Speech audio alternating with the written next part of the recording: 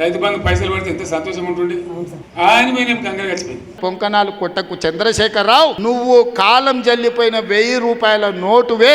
ఆ నోటు పెట్టుకుంటే ఎవడైనా జైలుకే వెళ్తాడు. చంద్రశేఖరరావు గారు కూడా రద్దయిపోయిన 1000 రూపాయల నోటు, ఇంకా దానికి విలువ లేదు. నువ్వు ఫామ్ హౌస్ నుండి ప్రజలతో నీకు బంధం తెగిపోయినట్టుంది. ప్రజలు ఏం ఆలోచన చేస్తున్నారో చూడు. రైతులకు రైతు భరోసా అందింది, రైతులకు 21,000 కోట్ల రూపాయల రుణమాఫీ జరిగింది, రైతులకు వడ్ల కోసం 500 రూపాయల బోనస్ ఇచ్చినాం, రైతులకు వ్యవసాయానికి 24 గంటలు ఉచిత కరెంట్ ఇచ్చినాం, రైతులకు 200 యూనిట్లు ఇంట్లో ఇవాళ ఉచితంగా ఇస్తున్నాం, ఆడబిడ్డలకు బస్సు ఉచితం ఇచ్చినాం, ఆడబిడ్డలకు 500 రూపాయలకు సిలిండర్ ఇచ్చినాం, ఇవాళ యువకులకు 55,143 ఉద్యోగాలు ఇచ్చినాం మొదటి సంవత్సరంలో. ఒకవేళ మమ్మల్ని అభినందించడానికి నీకు మనసు రాకపోతే అదే ఫామ్ హౌస్ అట్లే వండుకొని ఉండు. నిన్నెవ్వరు అడుగుతలేరు, కడుగుతలేరు, కొడతలేరు. మనం ధనిక రాష్ట్రం, మన దగ్గర సంచుల కొద్ది గుమ్మీల కొద్ది రూపాయలు ఉన్నాయని అబద్ధాలు చెప్పిండు. వచ్చి చూస్తే గుమ్మీలు ఖాళీలు ఉన్నాయి. గుమ్మి కింద పందికొక్కులాగా కేసీఆర్ కుటుంబం మొత్తం తిని కూసున్నది. అయినా అధైర్యపడకుండా 15,000 బదులు ఆనాడు నువ్వు ఇచ్చిన 10,000 ఎగ్గొట్టిన 10,000 కాకుండా ఇవాళ 12,000 రూపాయల సంవత్సరానికి రైతులకు ఇవ్వాలని రైతు భరోసా కార్యక్రమాన్ని జనవరి 26 తారీఖు నాడు ప్రారంభించుకున్నాం. మార్చి 31 లోపల ప్రతి ఎకరాకు వ్యవసాయ యోగ్యమైన భూమికి ఎకరాకు 6,000 చొప్పున మీ ఖాతాలో వేసే పూచి నాది అని ఆయన అంటుండు. ఎగ్గొడతారని నేను నీలాక మాట చెప్పి ఎగ్గొట్టేటోని కాదు. దళితులకు 3 ఎకరాలని ఎగ్గొట్టినావు, దళిత ముఖ్యమంత్రి అని ఎగ్గొట్టినావు, డబుల్ బెడ్రూమ్ ఇండ్లు అని ఎగ్గొట్టినావు. ఇట్లా చెప్పుకుంటూ వెళ్తే 100 మాటలు ఇచ్చి ఎగ్గొట్టిన చరిత్ర నీది, పంగనామాలు పెట్టిన చరిత్ర నీది. చంద్రశేఖరరావు 10 ఏళ్లు పరిపాలన చేసి ప్రజల దగ్గరకు పోతే డిసెంబర్ లో అధికారం కోల్పోయినావు, జూన్ లో డిపాజిట్లు కోల్పోయినావు పార్లమెంట్ లా. ఇప్పుడు మెదడు కూడా కోల్పోయినట్టే ఉన్నాడు ఆయన పెద్ద మనిషి ఫామ్ హౌస్ లో పండుకొని. ఆయన గుడిలు దర్గాలకు దస్తీలు కప్పిండు, గుడిలకు పోయి దండాలు పెట్టిండు. పెట్టిన తెలంగాణ ప్రజలు 10 ఏళ్లు పెట్టిన ఆయన అరగోసకు ఇవాళ ఆయన గుణపాఠం చెప్పి ప్రభుత్వాన్ని దించిండు. అట్లే అబద్ధాలు చెప్తే పార్లమెంట్ లో గుండు 0 ఇచ్చిండ్రు, ఆయన గాడిద గుడ్డి ఇచ్చిండ్రు. మంచి గుణపాఠం తెలంగాణ.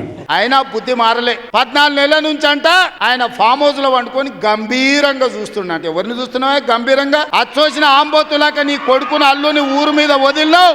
మైసమ్మ మన ఏంది జాంగీర్పీర్ల దర్గా కొదిలిన మేకపోతులాక ఊరు మీద పడి మేస్తా ఉన్నారు నీ కొడుకు నీ అల్లుడు.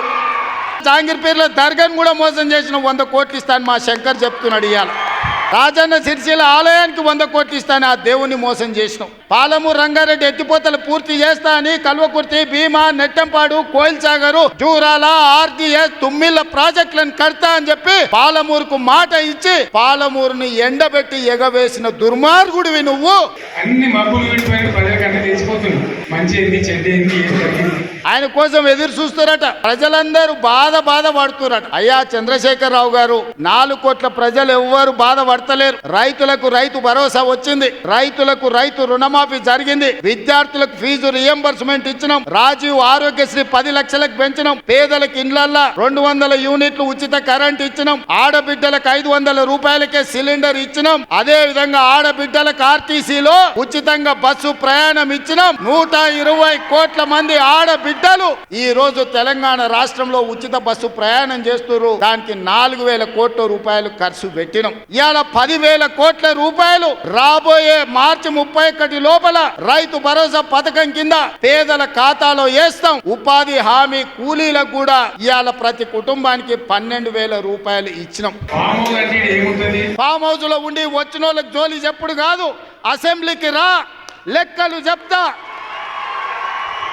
నీ నాయకత్వం మీద నీకు నమ్మకం ఉంటే నువ్వు రా అసెంబ్లీలో. ఈ వివరాలన్నీ అసెంబ్లీలో పెడతా, చర్చ చేద్దాం. ఆయన కొడతానంట, బలంగా కొడతాడంట. సరిగ్గా నిలబడేది నేర్చుకోని ఆయన కట్టలేకుండా.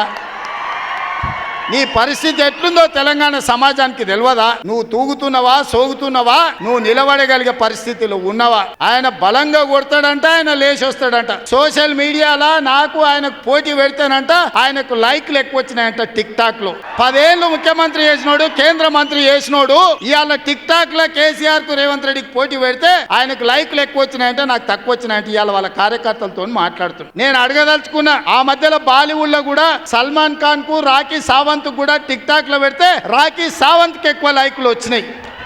ముఖం జల్లక ఫామ్ హౌస్ లో వండుకున్న Chandrasekhara Rao social media tiktok లో నాకు లైక్లు వచ్చినాయని చెప్పుకునే పరిస్థితికి వచ్చిందంటే ఆయన మానసిక పరిస్థితి ఎట్లుందో తెలంగాణ సమాజం అర్థం చేసుకుంటుంది.